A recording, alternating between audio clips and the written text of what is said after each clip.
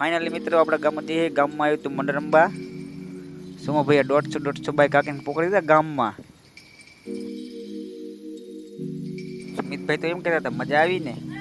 किसने बोला था? ले सुना क्या? ये भी मेरी गलती है. તો ફાઇનલ મિત્રો આપણે પહોંચી ગયા ઘરે જોયું તો બનેવી હતા. બનેવી હારે કરી લીધા રામ રામ. તો ફાઇનલી મિત્રો આપણે ઘરેથી આવી ગયા મદદ કરાવવા બધાને. હવે જોયું તો મોટા હતા. તો ફાઇનલી મિત્રો આંકોર જોયું તો મુકાભાઈ ડોયો હલાવતા હતા. લાઈક ફોલો કરતા જેમ કે ફાઇનલી મિત્રો મુકાભાઈ થાક્યા પછી આપણો વારો આવ્યો. તો મમ્મી તો ઊભા પગે શીખવાડતા હતા, આમ ના હોય એમ કહેતા હતા. कौन है ये लोग?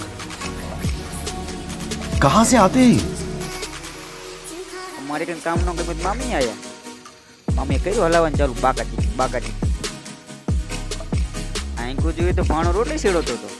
પાછું કહેતો લાઈક આ બે મિત્ર ઘણો દી મળ્યા રામ રામ કરતા હતા.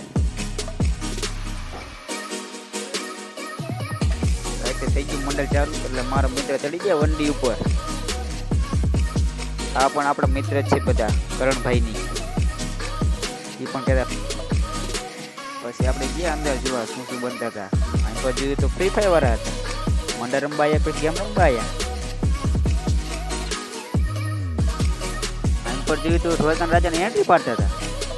એ ખબર નથી પડતી ભરત કેમ કેમ આવે. कैसे कैसे लोग रहते हैं यार यहाँ पर.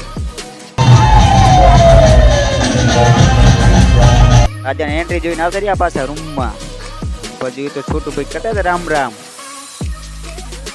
છોટું ભાઈ એમ કહેતા લાઈક ફોલો કરજો એમ.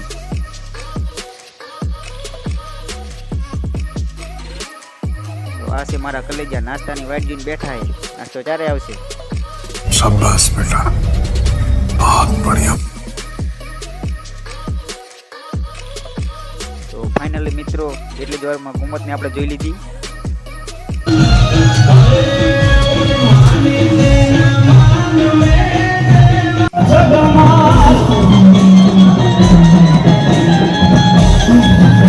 મુકાભાઈ બેહવાન ના મળ્યું તો વંડી પર ચડીને બેઠા હતા.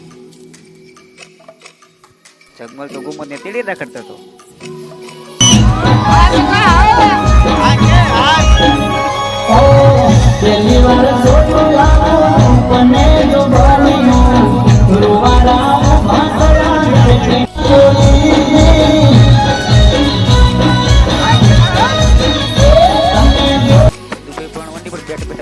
માવો તો મારી